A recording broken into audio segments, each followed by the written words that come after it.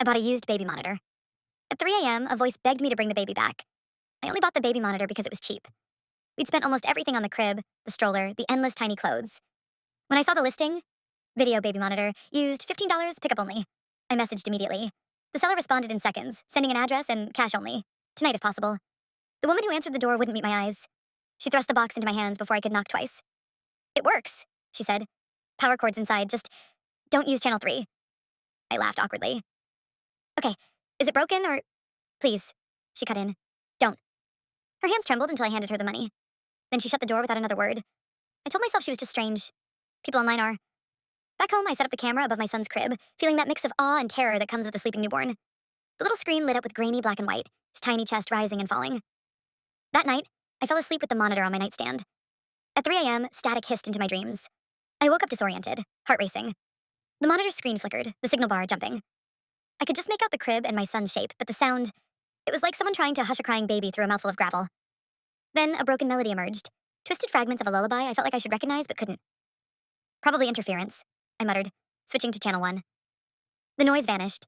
The second night it happened again, 3 a.m. on the dot, static, the faint shushing like someone leaning close to the mic. I squinted at the monitor. My son was lying awake, eyes open, staring straight into the camera. His lips weren't moving, but the sound grew clearer. Please. A rasping whisper slid through the speaker. Bring the baby back. I froze. The voice was not my husband's, not mine, not anyone I recognized. It sounded raw, scraped hollow by weeks of crying. My son's chest rose and fell slowly. He didn't blink. Please. I'm sorry. Bring her back. My baby. The voice broke into soft sobs, then a low, rhythmic humming. My skin prickled.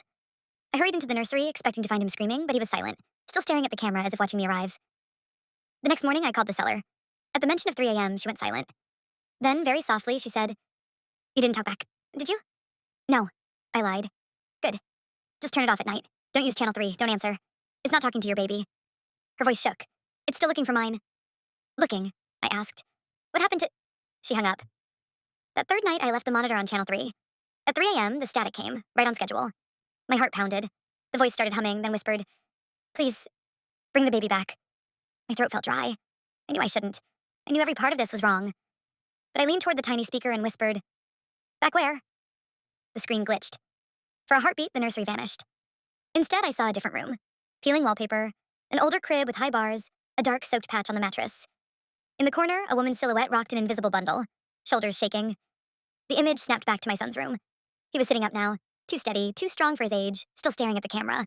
The voice didn't come from the monitor this time. It came from directly behind me, damp breath brushing my ear as a cracked whisper answered, To me.